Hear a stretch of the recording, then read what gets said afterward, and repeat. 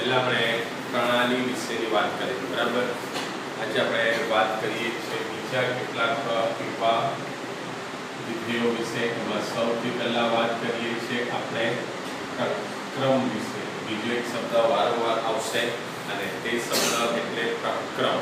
Okay, પ્રક્રમ એટલે શું? તો કે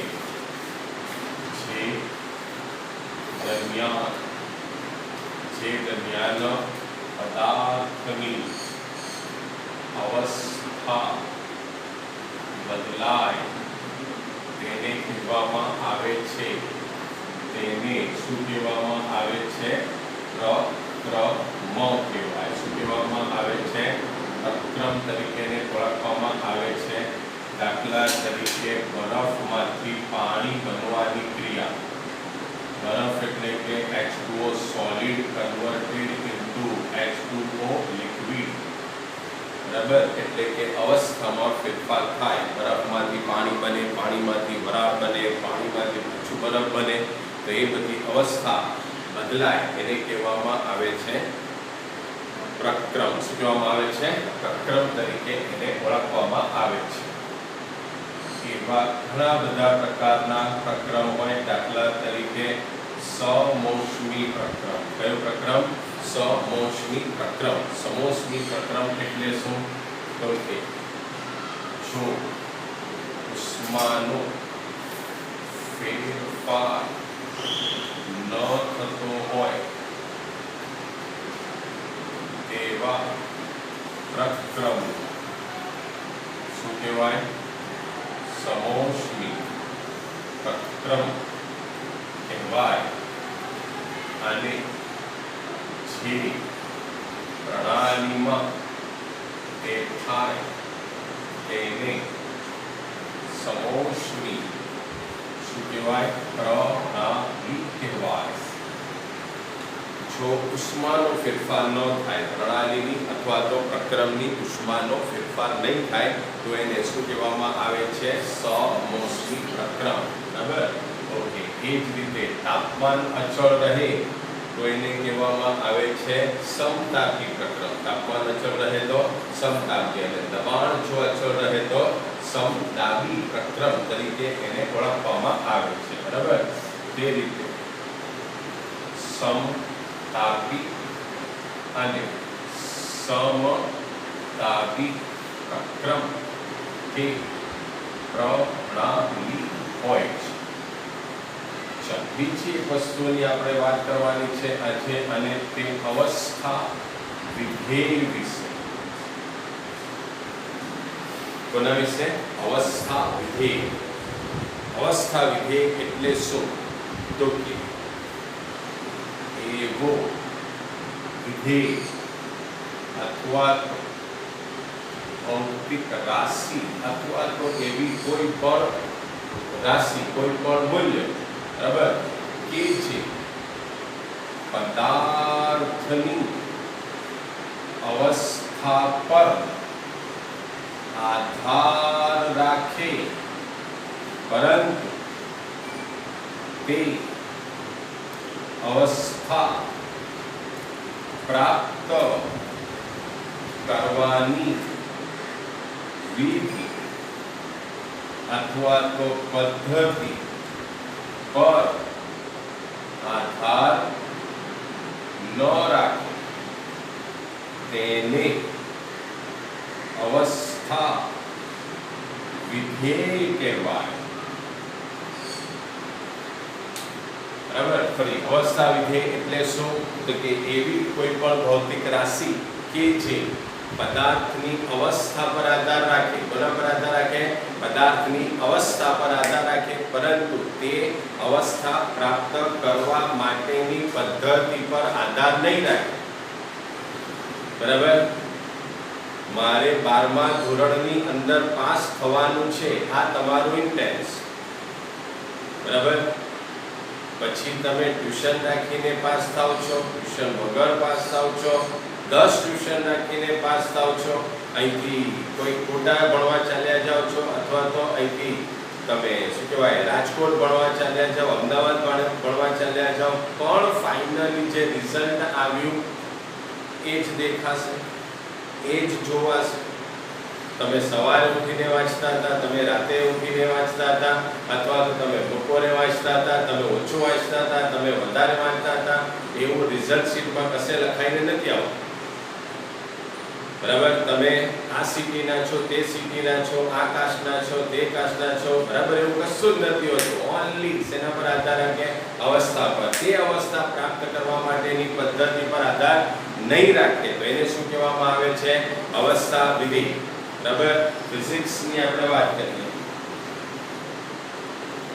m દળના પદાર્થને h ઊંચાઈએ લઈ જતા તેમાં બોલો કેટલી સ્થિતિ ઊર્જા આવે?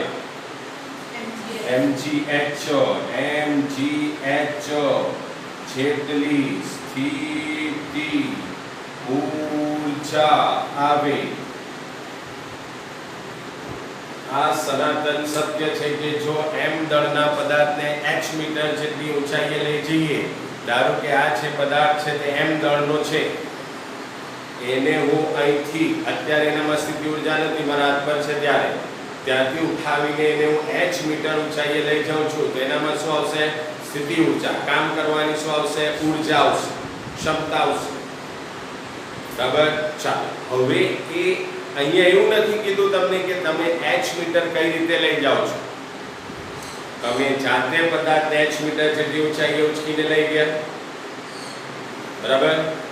અથવા તો કોઈ મિત્રને તમે કહો છો કે આ પદાર્થ ઉચકીને h મીટર ઊંચાઈએ લઈ જા, મારે માપવું છે. તમે h મીટર ઊંચાઈએ લઈ જાઓ છો, તમારો મિત્ર h મીટર ઊંચાઈએ લઈ જાય છે, મૂલ્યમાં કોઈ ફેરફાર પડવાનો નહીં, mgh જેટલું જ રહેશે સ્થિતિ ઊર્જા. બરાબર? ચાલો, તમે ક્રેનની મદદથી એને ઉચકીને લઈ જાઓ છો, દોરી બાંધીને એને h મીટર જેટલી ઊંચાઈએ લઈ જાઓ છો, બરાબર? ગમે તે રીતે તમે લાવો, h મીટર ઊંચાઈએ લાવો એટલે એનામાં કેટલી ઊર્જા આવવાની? mgh. કેટલી ઊર્જા આવવાની? mgh. પદ્ધતિ આધાર રાખે છે? ના. પાસ થવાનું છે, રિઝલ્ટ આવવાનું છે, પદ્ધતિ આધાર રાખે છે? ના. બરાબર? ઇવન તો તમને એવું ખબર હોય કે આ જે વિદ્યાર્થી છે તે એવરેજ છે, ડલ છે, અને MCQ ની જે એક્ઝામ હતી એમાં તમારા કરતા એનો સ્કોર ઘણો વધી ગયો, લક બાય ચાન્સ કે એને જે બી વિકલ્પ કર્યા, બરાબર, ઓપ્શન તરીકે બી લખ્યું, સી લખ્યું, ડી લખ્યું, બરાબર, જે બી ભગવાનનું નામ લઈને એને લખ્યું એ બધા સાચા પડી ગયા અને આપણે બિચારા ગણી ગણીને થાકી ગયા. એનું રિઝલ્ટ આપણા કરતા વધારે આવે, પણ ગણાય કયું? જે બી આવ્યું. પદ્ધતિ અગત્યની નથી, બરાબર? પેલા ઉપર કોલેજ વાળા બોલાવવાના નથી તમને કે ભાઈ તે કેવી રીતે એક્ઝામ આપેલી, બાજુવાળામાંથી જોયેલું કે નહીં, આગળવાળામાંથી જોયેલું કે નહીં, તે ચીટ લઈને તું બેઠેલો કે નહીં, બેઠેલી કે નહીં, બરાબર? ઓકે, તો પદ્ધતિ પર આધાર નહીં રાખીએ તો એને શું કહેવાય? અવસ્થા વિધેય. શું કહેવાય છે? અવસ્થા વિધેય. બીજી એક ઓકે, ફરી 1 મોલ વાયુને HDPE લઈ જતા તેનું કદ 22.4 લીટર થાય, એમાં બી પદ્ધતિ અગત્યની નથી, તો તે પણ શું છે? અવસ્થા વિધેય છે. દબાણ P, કદ V, તાપમાન T, આંતરિક ઊર્જા U, ત્યાર પછી પદાર્થની એન્થાલ્પી H, બરાબર? ફરી P, V, T, આંતરિક ઊર્જા U, enthalpy H, entropy S વગેરે શું છે? અવસ્થા વિધેય છે. શું છે? અવસ્થા વિધેય છે. બે જ વાક્ય છે, પદાર્થની અવસ્થા પર આધાર રાખે પણ તે અવસ્થા પ્રાપ્ત કરવા માટેની પદ્ધતિ પર આધાર નહીં રાખે તો અવસ્થા વિધેય છે. બરાબર?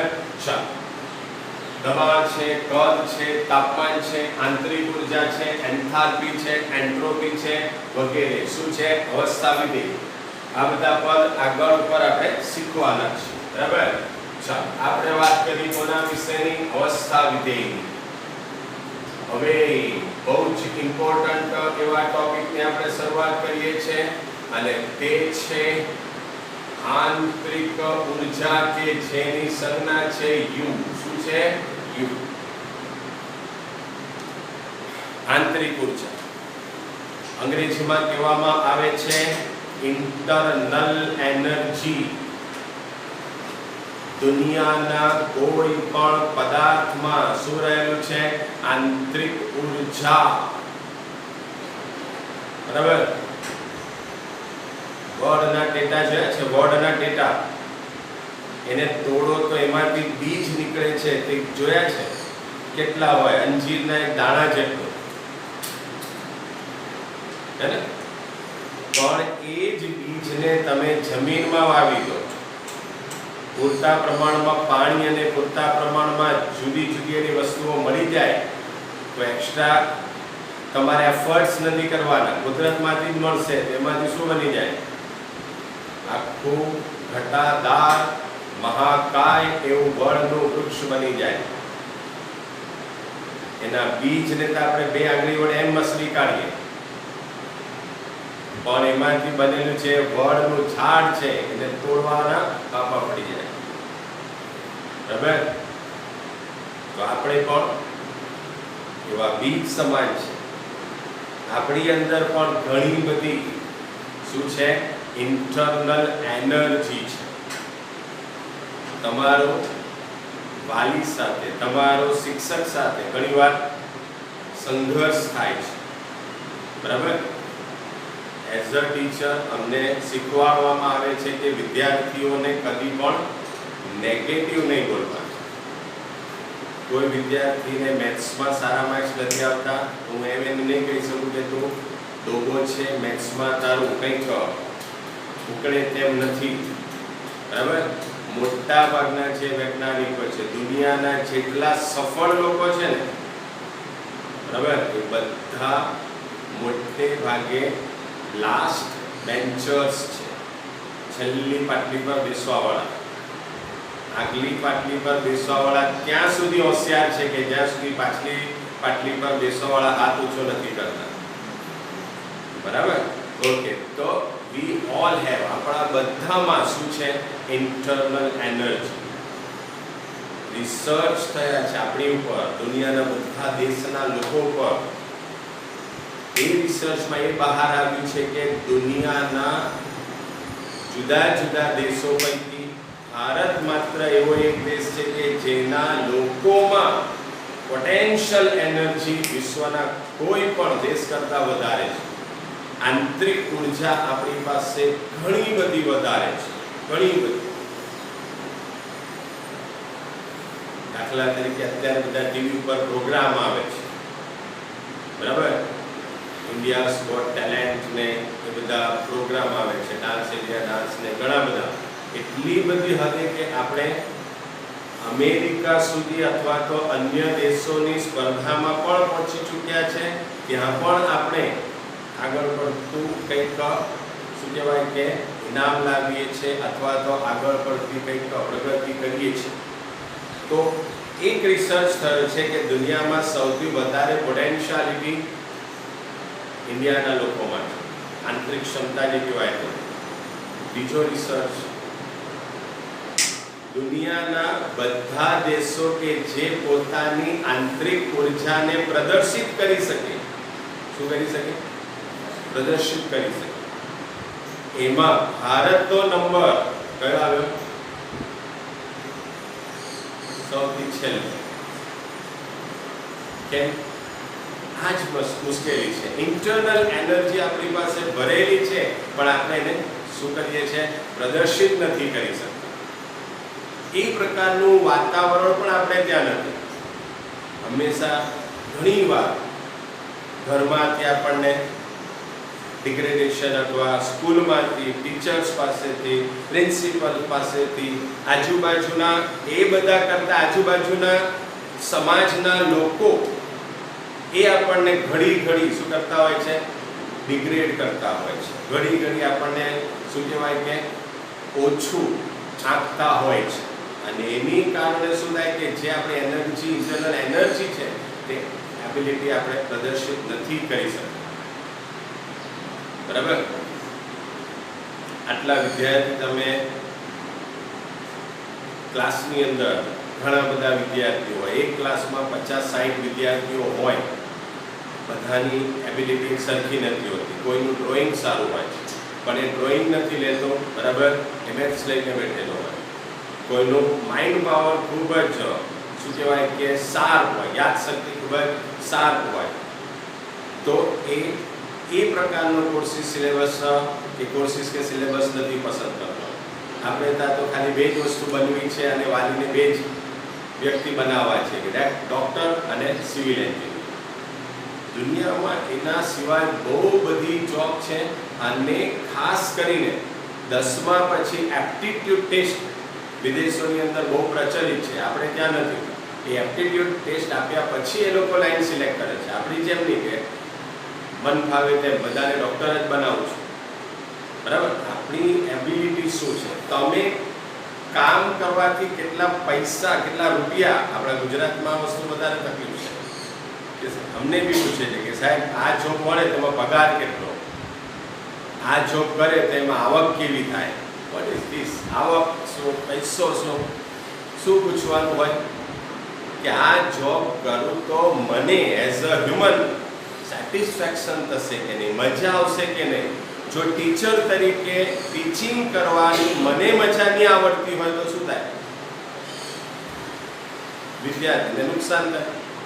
હું ખાલી કરવા ખાતર જ કે ભાઈ 30 દિવસ પછી મને પગાર મળશે, હું આ કરીશ તો એમાં મજા મને બી નથી આવવાની, વિદ્યાર્થીને બી નથી આવવાની. હું મારી જોબ એન્જોય કરીશ, મજા કરીશ, તમને મજા આવશે. ઓકે, તો આપણે વાત કરીએ છીએ એવી આંતરિક ઉર્જાની. આપણા બધામાં પર્ટિક્યુલર પ્રકારની આંતરિક ઉર્જા રહેલી છે. સૌથી પહેલી વસ્તુ તો શું કરવાની, એ આંતરિક ઉર્જા ઓળખવાની આપણામાં શું હોવી જોઈએ, ક્ષમતા હોવી જોઈએ.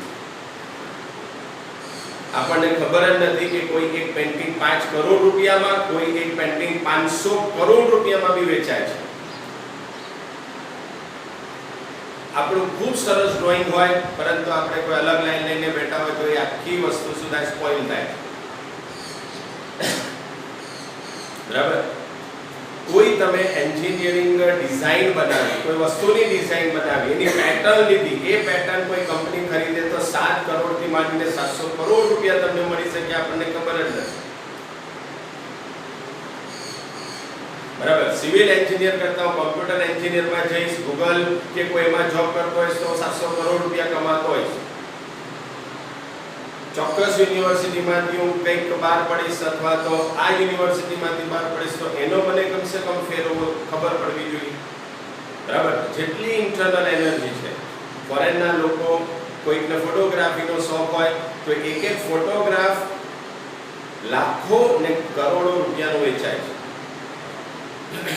એક એક ફોટોગ્રાફ એ પેશન બની જાય પછી, બરાબર. તો એ વસ્તુ આપણને ખબર હોવી જોઈએ. મારામાં ઇન્ટરનલ ફોટોગ્રાફી પણ કેવી વસ્તુ, મને આવડે છે, તમને નથી આવડતી, તમને જે આવડે છે તે મને નથી. કેમેરાથી કઈ ફોટોગ્રાફી નથી થતી. કોઈ એન્જિનિયરિંગ સ્કિલ વિકાસ પામે છે, કોઈ શીખવવાથી, કોઈ પ્રોફેસરથી, કોઈ ટીચરથી, કોઈનાથી ડેવલપ, એ તમારામાં જ હોય. તમે નીટમાં માર્ક્સ લાવવાના, તમે JEEમાં માર્ક્સ લાવવાના, તમે કોઈ આગળ IAS ઓફિસર બનવાના, એમાં અમારો રોલ કંઈ નહીં હોય, ઝીરો હોય. કારણ કે પરીક્ષા તો બેસીને તમે જ આપવાના છો ને. જે ફેસ કરવાના તે તમે જ કરવાના, નહીં કે હું કરવાનો, ન પ્રિન્સિપલ કરવાના, ન કોઈ બીજા શિક્ષક, કે નહીં કે તમારા મમ્મી પપ્પા કરવાના. એ ખાલી શું પૂરું પાડશે, વાતાવરણ પૂરું પાડે, બરાબર છે. એટલે પેલું કહેવાય ને કે there is always next time will be the best time and it will be the my time. મારામાં શું બેસ્ટ છે તે શોધો. I am the best, હું શ્રેષ્ઠ જ છું, મારા જેવું દુનિયામાં કોઈ છે જ નહીં, આપણા જેવું સર્જન કશું થયું જ નથી બીજું, બરાબર. તો શું બેસ્ટ છે તે શોધો, એના ઉપર શું કહેવાય કે ડેવલપમેન્ટ કરો, એના ઉપર કામ કરો, તો તમારી ઇન્ટરનલ એબિલિટી શું કહેવાય બહાર આવશે. ઓકે, ફરી એક વાર, કોઈ પણ પદાર્થમાં તેના દ્રવ્યને કારણે રહેલી ઊર્જાને આંતરિક ઊર્જા કહેવાય છે. પદાર્થમાં રહેલા દ્રવ્યને કારણે તેમાં રહેલી ઉર્જાને શું કહેવામાં આવે છે? આંતરિક ઉર્જા તરીકે ઓળખવામાં આવે છે. તેની જે સંજ્ઞા છે તે U છે. તેને કિલોજૂલ પ્રતિ મોલ એકમમાં માપી શકાય. બરાબર? ઓકે. એવી આંતરિક ઉર્જાની વાત કરીએ તો તે શું કહેવાય? યાંત્રિક ઉર્જા, વિદ્યુત ઉર્જા, ઉષ્મીય ઉર્જા કે અન્ય ઉર્જાનો કુલ શું છે? સરવાળો છે. બરાબર? મારામાં રહેલી બધી ઉર્જાને કહેવાય આંતરિક ઉર્જા. તમારામાં રહેલી બધી ઉર્જાને કહેવાય આંતરિક ઉર્જા, ઇન્ટરનલ એનર્જી. બરાબર? બે પ્રશ્ન. હું શું કરી શકું? બીજો પ્રશ્ન, ભવિષ્યમાં મારે શું કરવાનું છે? આ બે પ્રશ્નનો જવાબ આપણી પાસે હોય તો આપણે પ્રગતિ કરી શકીએ અને એમાં તમારી આંતરિક ઉર્જા તમને મદદ કરી જ શકે. બરાબર? There is nothing impossible in this world. Impossible itself says I am possible. આ વસ્તુ મને નહીં આવડે, આ વસ્તુ મને અઘરી પડે એવું વાક્ય જ આવવું નહીં જોઈએ. આપણામાં ઇન્ટરનલ એનર્જી ભરીને જુદા જુદા સ્વરૂપે રહેલી છે. You can use it. તમે એનો શું કરી શકો? ઉપયોગ કરી શકો. બરાબર છે? ઓકે. અત્યારે રિઝલ્ટ નીટનું આવ્યું. કોઈ વિદ્યાર્થી 720 માંથી 720 લાવે, 715, 710. હું પરીક્ષામાં બેસું તો મારા બી નહીં આવે. એક વિદ્યાર્થી લાવે છે, ફિઝિક્સમાં 100 માંથી 100 લાવે, મેથ્સમાં 100 માંથી 100, કેમેસ્ટ્રીમાં 100 માંથી 100 માર્ક્સ લાવે છે. તો કેટલું પાવરફુલ એનું કેમેસ્ટ્રી હશે, કેટલું પાવરફુલ એનું ફિઝિક્સ હશે. હું બી લખતા ઘણીવાર ભૂલ કરું છું. મારી ભૂલ તો ભૂસાઈ જાય, પણ તમે પરીક્ષામાં ભૂલ કરો તે સીધી માર્કમાં કાઉન્ટ થાય. તો કેટલું પ્રિકોશન, મારા કરતા બી કેટલાય ગણું પ્રિકોશન વિદ્યાર્થી રાખતો હશે, કેટલો પાવર એનામાં બી હશે. એવા વિદ્યાર્થીઓ બી અમે લાઈફમાં જોયા છે કે અમે રકમ લખીએ પહેલા જવાબ બોલી દઈએ કે સાહેબ આ દાખલાના જવાબ આવશે, રહેવા દો, ગણવાની જરૂર નથી. બરાબર? ઓકે. તો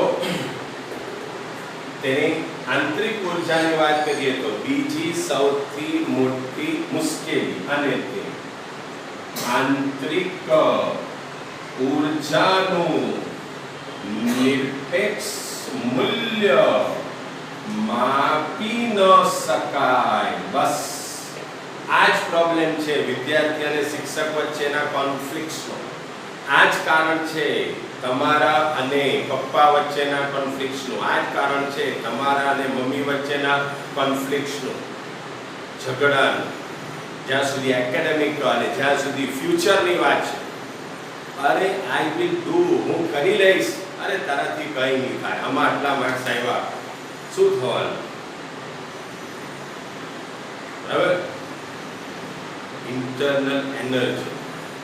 એક સિમ્પલ, એક ઘરની આ દિવાળીમાં સાફ સફાઈ ચાલે છે. બરાબર? જનરલી તમે લોકો એટેચ વધારે હો કોની સાથે? મમ્મી સાથે. રિઝલ્ટ વિશે, સ્કૂલમાં થયેલા કોઈ પ્રોબ્લેમ વિશે મોટે ભાગે મમ્મીને ખબર જ હોય, પપ્પાને એમાંથી અડધું ખબર. બરાબર? એવી સાફ સફાઈમાં એક દિવસ પપ્પાના હાથમાં રિઝલ્ટ આવ્યું, બૂમ પાડીને બોલાવ્યો ચીકુને. બરાબર? 8મા ધોરણનું રિઝલ્ટ કે ગણિતની અંદર તારા 35 માર્ક્સ, વિજ્ઞાનની અંદર તારા 36 માર્ક્સ.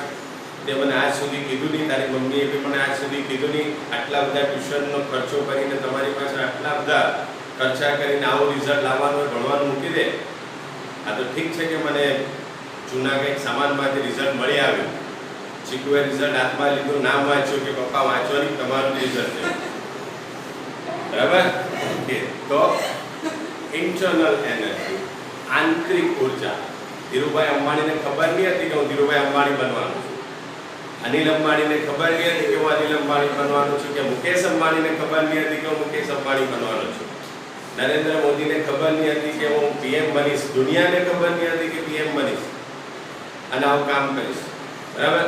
ઓકે. તો સૌથી મોટો પ્રોબ્લેમ આ છે આંતરિક ઉર્જાનું. આપણે પણ મમ્મી પપ્પાને સમજાવી નથી શકતા કે મમ્મી તને નહીં સમજ પડે, હું કરી લેવા વાર્ષિક પરીક્ષામાં, અત્યારે આ પરીક્ષા હતી ના, નહીં ચાલે, આમ તેમ. બરાબર? કઈ બે ચાર ભૂલ થાય એટલે આપણા ઉપર શું કહેવાય કે સ્ટેમ્પ લાગી જાય કે બેદરકાર છે, આમ છે તેમ છે, તમારાથી નહીં થાય, રવા દો. બરાબર? એના કરતા જો પેલી સામેવાળી બબલી કેવું સરસ રિઝલ્ટ આવે.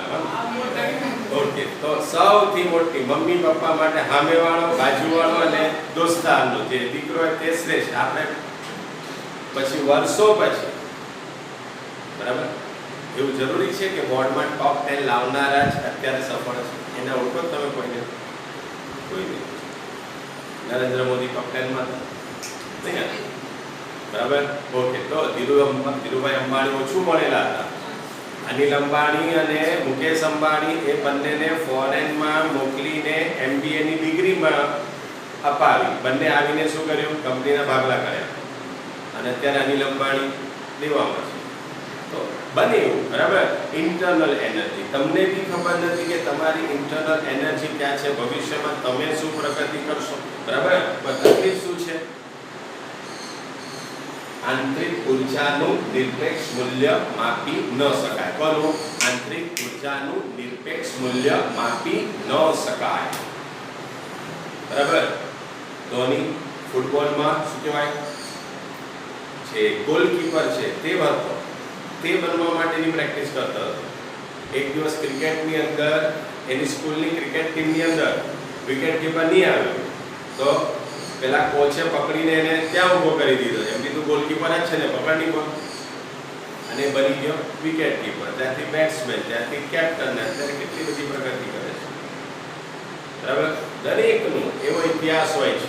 અને બીજી એક વસ્તુ યાદ રાખજો કે ઇતિહાસ હંમેશા કોનો લખાય છે? સફળ વ્યક્તિનો જ લખાય. રોજ સેંકડો લોકો હીરો હિરોઈન બનવા માટે મુંબઈ આવતા હશે, બધાનો ઇતિહાસ લખાય? નહીં લખાય. કોનો ઇતિહાસ લખાય? જે સફળ થઈ ગયો તે, જેને ચાન્સ મળી ગયો તે, જેને ઇન્ટરનલ એનર્જી બતાવવા માટેની શું મળી? તક મળી. બરાબર? તો પ્રોબ્લેમ એ છે કે આંતરિક ઉર્જાનું નિરપેક્ષ મૂલ્ય માપી ન શકાય. કોનું? આંતરિક ઉર્જા. બીજી વાત, આંતરિક ઉર્જા. કઈ ઉર્જા? આંતરિક ઉર્જા અવસ્થા વિધેય છે. બરાબર? તે અવસ્થા પર આધાર રાખે, પરંતુ કેવી રીતે એને પ્રાપ્ત કરી તેની પદ્ધતિ પર આધાર રાખે નહીં. બરાબર? ચાલો, ત્યાર પછી બીજું, તેમાં 3 રીતે ફેરફાર થઈ શકે. તેમાં કેટલી રીતે ફેરફાર થઈ શકે? 3 રીતે. નંબર 2, પ્રણાલી. સૌથી પહેલું કાર્ય. તો કે પ્રણાલી પર કાર્ય કરીને કે પ્રણાલી દ્વારા કાર્ય કરી. બરાબર? 4 વ્હીલરની મદદથી. 4 વ્હીલર બે પ્રકારના હોય. એક તમને લઈ જાય અને બીજું 4 વ્હીલર એવું પણ કે એને તમારે લઈ જવું પડે.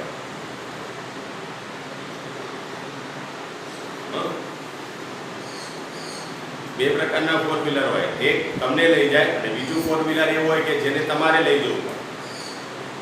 કયા? એક તો કાર અને બીજું હાથના 4 ટાયર હોય. બરાબર? એમાં તમારે કાર્ય કરવું. વ્હીલ થયા ને 4.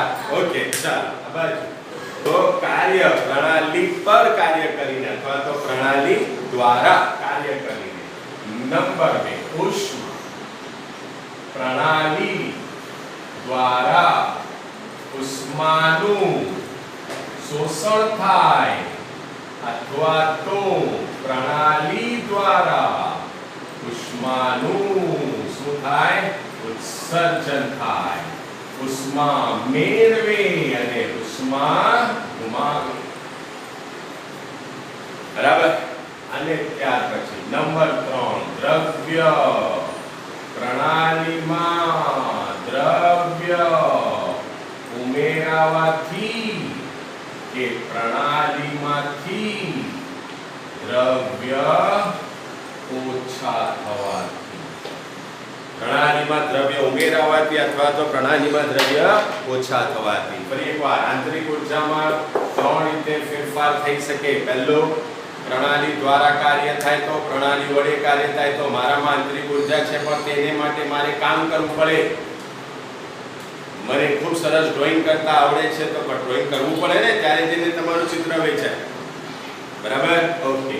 ઉષ્મા, પ્રણાલી દ્વારા ઉષ્મા ગુમાવીને કાં તો મેળવીને, પરિશ્રમ વગર ગ્રેફાઇટ કોલસો કદી હીરો નહીં બની શકે.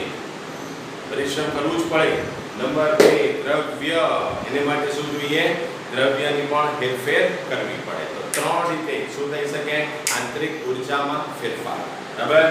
તો આપણે વાત કરી કોની? આંતરિક ઉર્જાની. લખી લો.